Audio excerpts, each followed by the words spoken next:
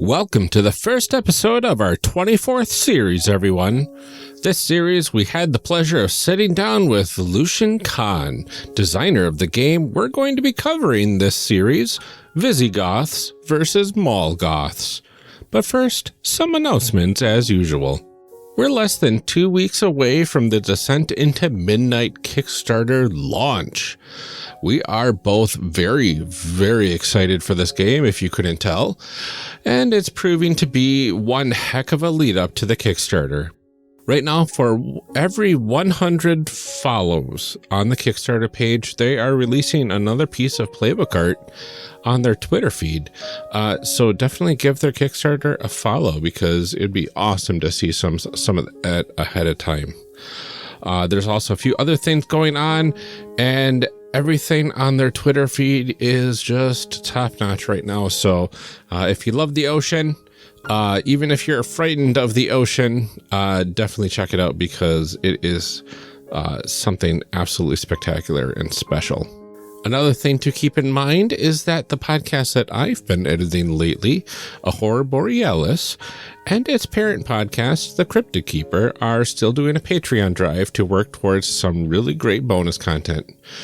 They call this the Year of the Moth, which once they hit 2020 in terms of the monthly pledge on their Patreon, they'll actually fly everybody out from the podcast out to where the Mothman Festival is and record the Mothman episode for the Cryptic Keeper. I, for one, am really interested in hearing more A Horror Borealis content, so definitely check them out if you are able to assist. So, with all of that out of the way, let's get on with the episode. We hope you enjoy it as much as we enjoyed recording it.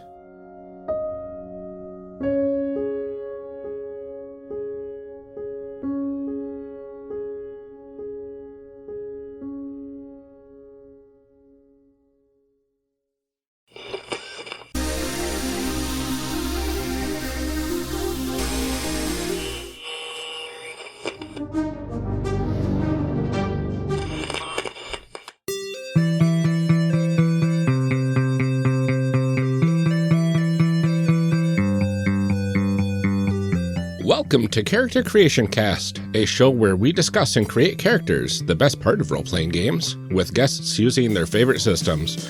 I'm one of your hosts, Ryan, and this episode, my co-host Amelia and I are thrilled to welcome Lucian Kahn, designer of the game we are covering this episode, Visigoths versus Mall Goths. Welcome to Character Creation Cast. We're really excited you could join us. Thank you so much. I'm very excited to be here. So let's start by introducing you to our audience. Lucian, can you tell us a bit more about yourself and any projects you are currently involved in? So I am a game designer. I live in Brooklyn, but I'm originally from Los Angeles. I have a great big chunky cat that you will see if you follow me on Twitter. It's a good chunky cat. Really so large and in charge. My cat, her name is Beastie. What a good name. Thank you. What a great name for a chunky cat. Thank you so much. And I have a bunch of games things I will tell you about. So I am the designer of Visigoths versus Mall Goths. It is in production right now. We're almost ready to release it. It was double funded on Kickstarter, so that's exciting. And it is currently in pre-orders. So if you want to get in on that early, it's available on BackerKit. You can just Google Visigoths versus Mall Goths. Shockingly, it is the only thing that will come up. And you'll be able to find the pre-order for that.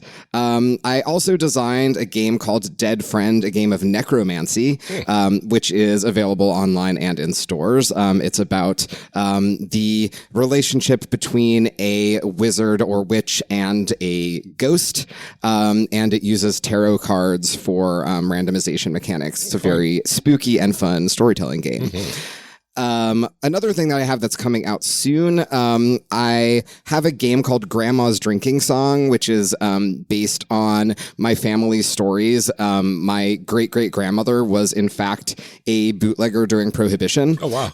So cool. Yeah, so it's based on my grandma and great-aunt's stories from their grandma, who is the one experiencing all of this. And it's a singing game. It involves role-playing and singing. And it is coming out soon as part of an anthology called Doikayt, a Jewish TTRPG anthology. Oh, that's amazing. So if you Google that or just a Jewish TTRPG anthology, you will find that coming up. Also, I am the co-editor of an upcoming games anthology that is very adults only, so I won't go into that in too much detail, but it is called Honey and Hot Wax, and you can look for that coming up soon from Pelgrane Press, probably in the next few months, like spring or summer of 2020. And you can always follow me on Twitter to find out about my new projects. My Twitter is O_Theogony. It's OH_THEOGONY. It is a pun that is hard to spell, and I should have thought about podcasts before I chose it. So, like, what do you do for fun in your spare time? Or Do you even have spare time? Yeah. what's spare time? I don't understand. I do actually. I really like to watch like all kinds of TV shows that involve like creative competitions with weird constraints, and it doesn't matter what kind. So I love like MasterChef or Project Runway or any of these. This is the thing like that fascinates me is because like my dad is, you know, like the straightest Midwestern straight man ever, and he and I have bonded so much over watching Project Runway. Oh my god, yes! My dad is a sucker for like any kind of competition. That's amazing. And of course, like I'm like fashion's great, and I love competition too. But it's people are always like, your dad watches that, and I was like, no, because it's competitive. That's so interesting. That's really interesting. For me, it's actually not about either of those things. I'm actually just interested in like weird design constraints. So I'm just like, oh wow, these people have like a time limit and some unusual design constraints. I wonder what they'll do. So I love watching those. As a game designer, I didn't even think about that though. That, like as a game designer, probably exactly. That's what's so interesting to me. Like, so I'm like, oh my god, a mystery basket. I wonder what they'll do with these 4 ingredients. Yes. Like that's really interesting to me. Somebody needs to make a Chopped role-playing game, and I know there are a couple people that have like tried to like gamify it, and I don't know if it's ever really like come down to it. I mean, but I guess like Chopped is also maybe just a role-playing game, but like totally. Someone put like more rules on it and let me play it, or I guess I could just play it at my house and I don't need someone to write rules. But if they could, that'd be great. I think there are a few, but I haven't investigated them either. So if anybody listening to this, totally. If anybody listening to this is doing it, I actually recently was thinking, I would like to make a role-playing game where you roll a roll, like a dinner roll. Yes. And I thought about a few ideas. I was like, I could call it Red Bread Redemption. So I don't know. We'll see. Know your role. Yeah, exactly. Ooh. But I don't know. So when is the competition reality TV show where game designers have to design RPGs based on different weird constraints? I would 100% go on that show. I think a lot of my friends and colleagues, I think would find that very stressful. But I am deep in my heart an extremely whimsical person. And I think I would actually really enjoy being a contestant on that. Mm-hmm. Yeah, I think people would have a tough time not like being able to play test things and really think them out to try and do it under those constraints. I think. Yeah. People would have a hard time with that. Absolutely. And like, obviously we all have different like working styles and how we design things. Mm-hmm. Totally. But I would watch the crap out of that show. I think I would be too stressed to be on it. But, yeah. I'm like desperate to be a contestant on that. That would be really fun for me. All right. Let's make this show. And then... Yes. Okay. But actually, that's not what we're doing. So we're going to go ahead and get into our actual episode. And we're going to start talking about what this game is all about. Excellent. What's in a game? So since this is a newer game, can you give us a quick pitch for the game? Like the genre, setting, and all that sort of fun stuff? Yes. Okay. So my standard pitch sentence is as follows. Visigoths versus Mall Goths is a tabletop role-playing game and dating sim about the conflicts and romances among the warriors who sacked ancient Rome and 20th century spooky teens set in a shopping mall in a Los Angeles suburb in 1996. There are a lot of bisexuals. So that's my pitch that I always say. It is, I would say, suburban fantasy. It is surrealist. It is comedic. And it really puts you into a kind of mid 90s teen movie nostalgia kind of zone. So it might feel a lot like movies such as The Craft, Empire Records, Bill and Ted, Clueless. It's that sort of feeling. And yeah, that's our short pitch. That's amazing. I'm Thank so you. excited for this. Yeah. I was looking through the character sheets when I was prepping the outline, and I saw a question on time travel for the Visigoths, and I was like, what? Yes. Yeah, there is time travel involved. So part of the premise of this situation is that the Visigoths, who are the folks who sacked Rome in around 410, were just kind of doing their own thing, living their lives. And then some Mall Goths with a Ouija board accidentally summoned this whole community of Visigoths into 1996. So now there's kind of a weird turf war over who is going to have cultural control over the local suburban mall. Oh, that's amazing. I mean, as happens, we've all been there. We've all Exactly. Yep. Exactly. I assume that this is taken from your actual real life growing up. Obviously, I mean, I had a lot of problems with Visigoth. No, not It's a really tough thing that a lot of kids deal with, and I think we need to talk more about it. It's a trope for a reason. Exactly. But it is true that I was, in fact, a queer teenager in the 90s in Los Angeles. And I was... I was technically, right, if you had asked anybody at the time, technically I was grunge, not goth. And they cared a lot about that at the time. Now nobody cares.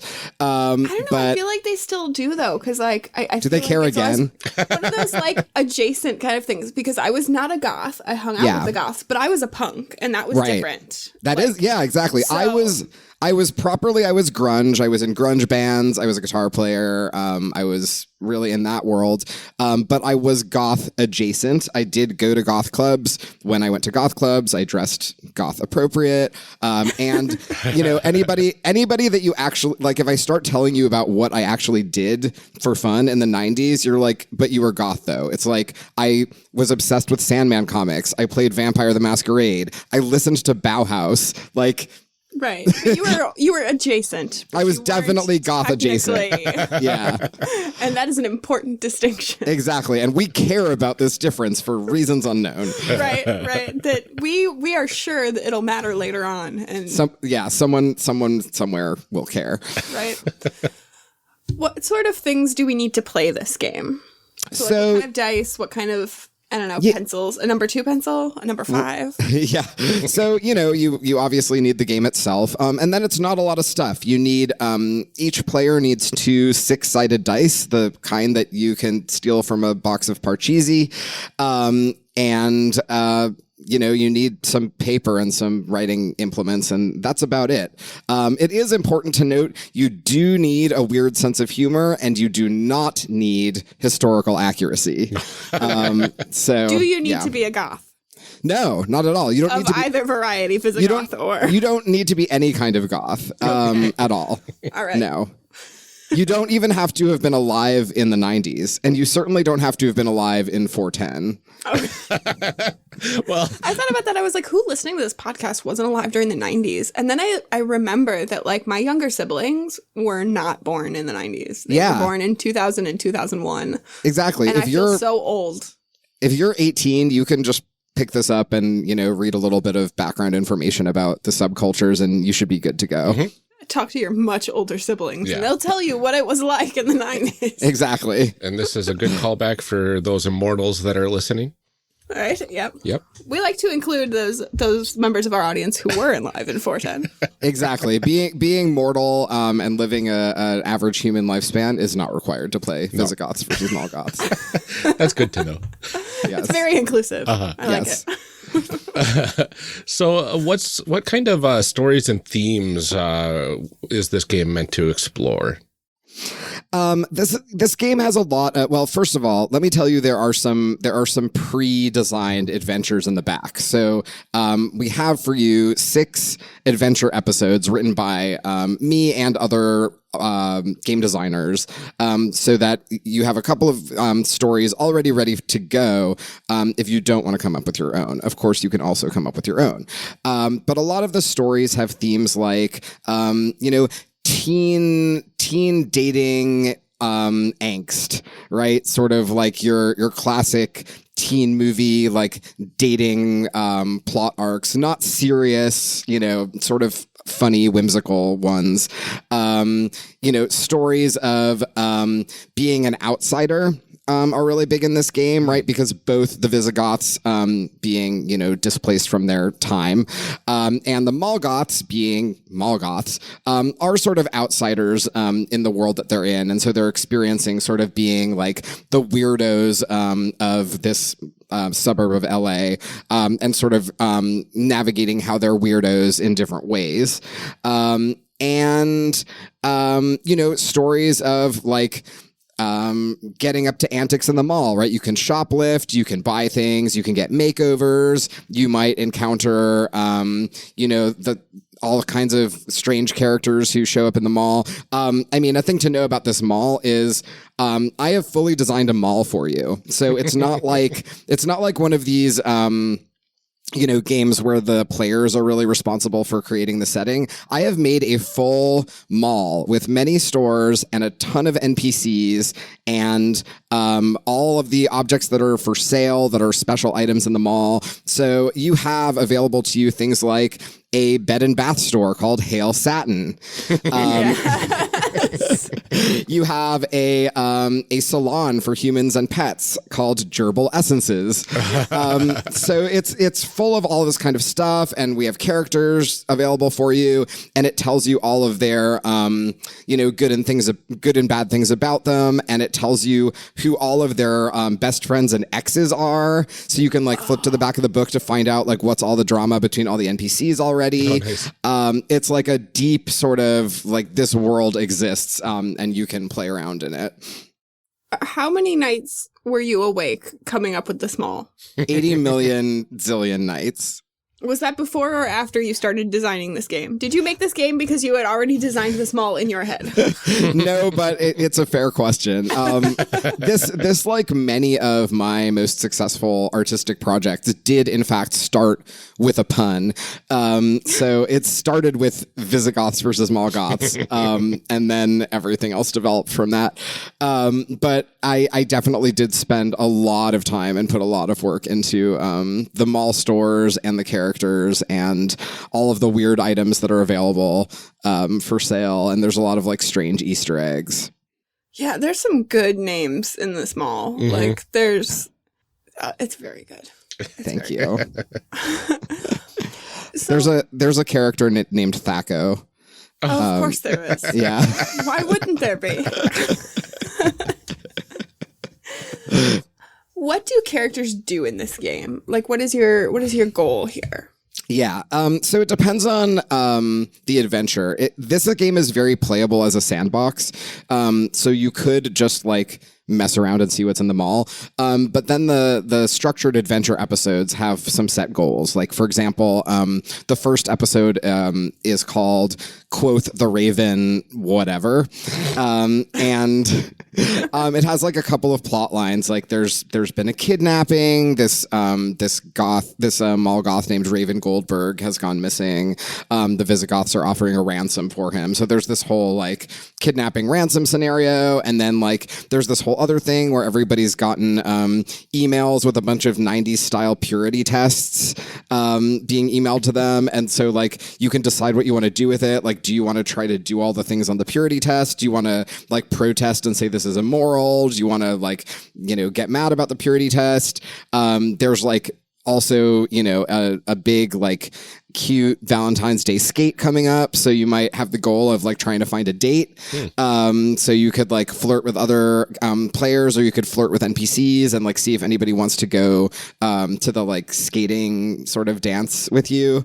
So I tried to give you in all of the adventure episodes some different types of goals, right? So like if you're more interested in doing a like classic sort of, solve the mystery or like, adventure and battle sort of goal, you could follow that sort of plot line. Or if you're more interested in like doing the sort of like teen dating, flirting sort of like go to the dance sort of a story, you could pursue that more. Very cool. Yeah. So we heard a lot of things that were kind of unique about Visigoths versus Mall Goths. But what would you say is one of the more unique things that we haven't discussed yet, if any? So I'll talk about two things that I think are unusual about this game. One is the concept of embarrassing traits. So every character, every player character has these embarrassing traits, and you pick them from a pick list at the beginning of the game. And they have a mechanical function. So the way this works is that at like once per scene, you can embarrass yourself to make one of your friends look cool in comparison. So it's kind of like a distraction mechanism.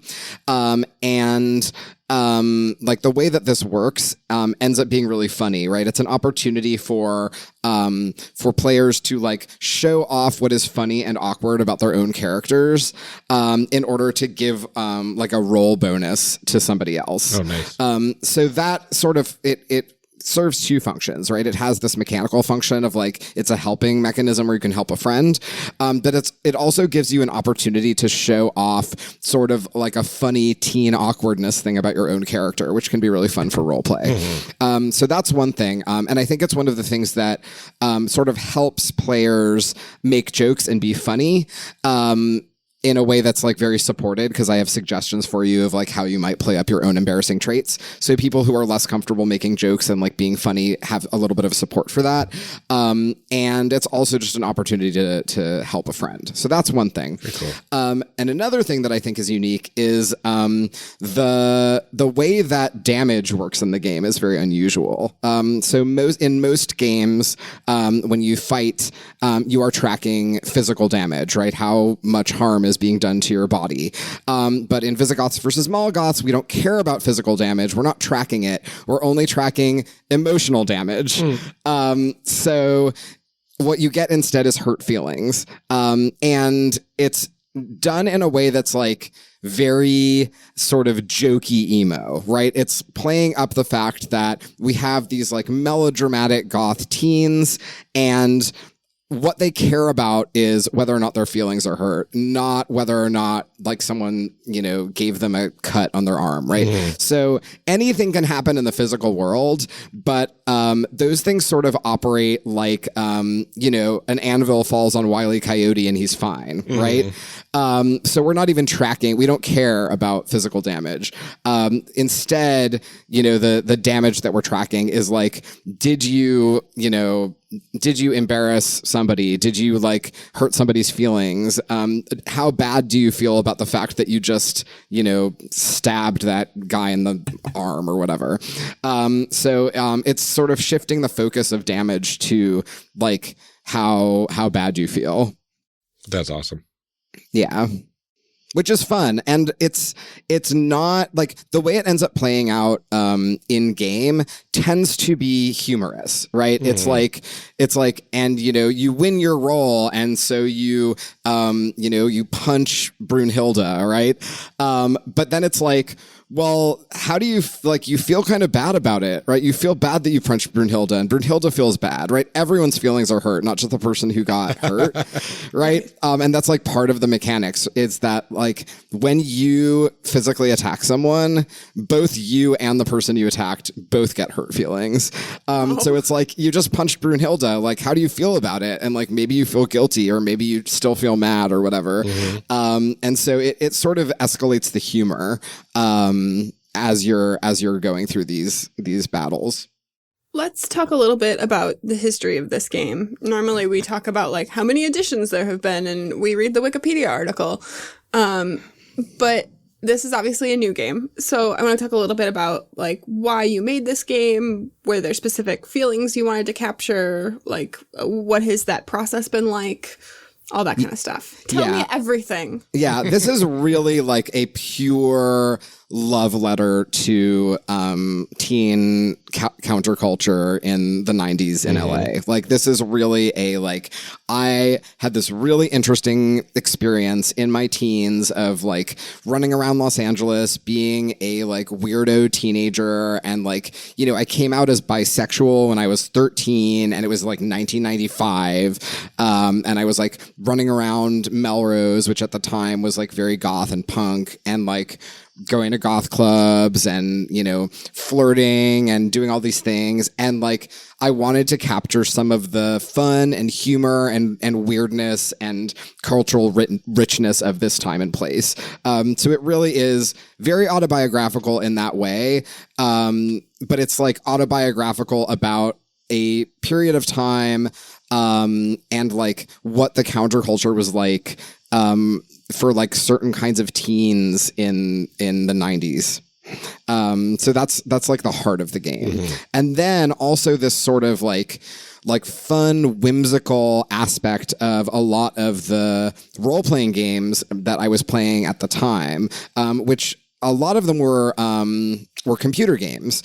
So I was very heavily inspired by Earthbound, which if you played it, it was a Super Nintendo game that is it's a computer, like a Nintendo role-playing game, and it has a lot of like funny counterculture things. Like you'll be suddenly fighting against like hippies or like old men with golf clubs or whatever, and it has this kind of like funny counterculture, like smirking at like popular culture kind of vibe that nevertheless is not mean-hearted. It's very like endearing and warm-hearted at the same time. So I was very inspired by Earthbound. I was very inspired by Planescape Torment and like that sort of era of games. Some of the humor of Fallout 2. So like all of these kind of like mid-90s like open world role-playing games with like lots of dialogue trees. That's amazing.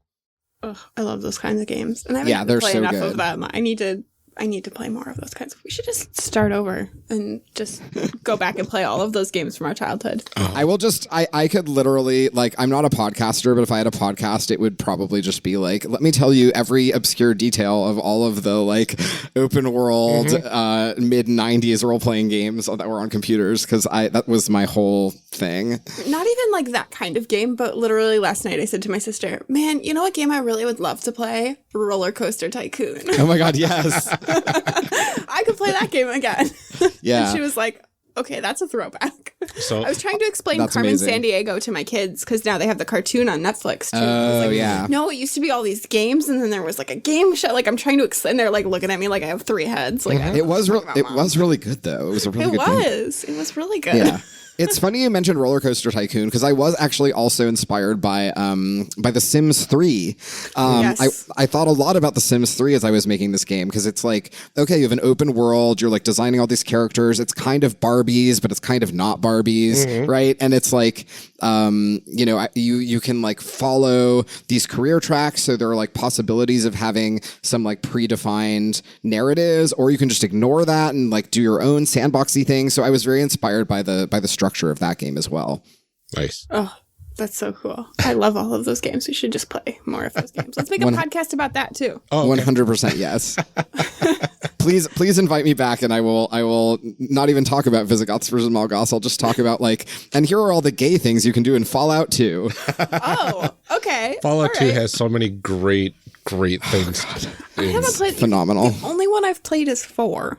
Yeah. Fallout 2 is a masterpiece. Yeah, I'd say Fallout 2 is probably one of the best of the series. It's just extraordinary. Yeah. All right, I'm gonna get on that. Yeah. It's not first person. It's an isometric overhead view of the sweet 90s graphics. All right. Fallout 2 contains a gay shotgun wedding, and it was made in 1997. Yeah. Oh, that's incredible. It's really incredible. Good. It's really so good. Okay, so should we get into this? Yes. Do the thing. I think we covered the basic terms that I had questions about, the hurt feelings and embarrassing traits. Is there any other terms that we need to know before we jump into character creation? I don't think so. I think we're good to go. Perfect. So let's do this. Yeah, let's make some people. Yes. Let's make some people. Let's make some people. Let's make some people. I'm curious what character types you're planning on making, because we have 6 available. Mm-hmm. Should I talk about them? Yeah, if you could please. Okay, let me open my thing. So there are 6 types of characters that you can make. There are 3 Visigoth types and 3 Mall Goth types. So the Visigoths available are Conqueror, Charlatan, and Runecaster. And the Mall Goth types available are Theater Tech. Yes, correct. Witch, and Cyber Pet. And let me just clarify, because people are always like, what is a Cyber Pet? Cyber Pet it's still a person, but it's basically like a Tamagotchi style furry. Oh. Okay. All right. Yeah. So you're like a person in an animal costume, but the style is very like the 90s idea of futuristic. So which I'm calling cyber, in the sense of in the 90s, everything that involved the internet was called cyber, to make it sound cool and futuristic. So that's what Cyber Pet is. I love it. Yeah. Okay. Well, So, the first question then is, are you going to be a Mall Goth or a Visigoth? Right. Yes. There was one in particular that really jumped out for me. Okay, Ryan, what is it? The Cyber Pet. Okay. Yes. All right. I'm trying to look over here and see what.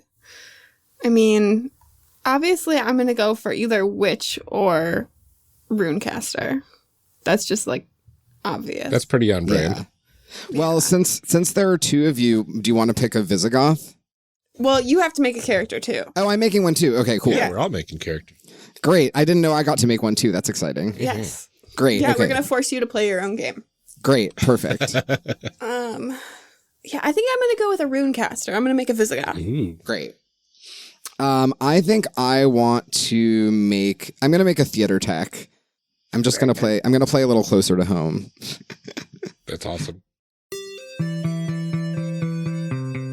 Thank you for joining us for part 1 of this character creation series. We'll be back in part 2, picking up right where we left off. Character Creation Cast is a production of the One Shot Podcast Network and can be found online at www.charactercreationcast.com. Head to the website to get more information on our hosts, this show, and even our press kit. Character Creation Cast can also be found on Twitter at CreationCast, or on our Discord server at discord.charactercreationcast.com. I'm one of your hosts, Ryan Bolter, and I can be found on Twitter at Lord Neptune or online at lordneptune.com. Our other host, Amelia Antrim, can be found on Twitter at Ginger Reckoning. Music for this episode is used with a Creative Commons license or with permission from the podcast they originated from. Further information can be found within the show notes. Our main theme music is Hero Remix by Steve Combs and is used with a Creative Commons license. This podcast is owned by us under Creative Commons. This episode was edited by Ryan Bolter. Further information for the game systems used and today's guests can be found in the show notes. If you'd like to leave us a rating or review, we have links to various review platforms out there, including Apple Podcasts, in our show notes. Also, check the show notes for links to our other projects. Thanks for joining us, and remember, we find that the best part of any role-playing game is character creation. So go out there and create some amazing people. We will see you next time.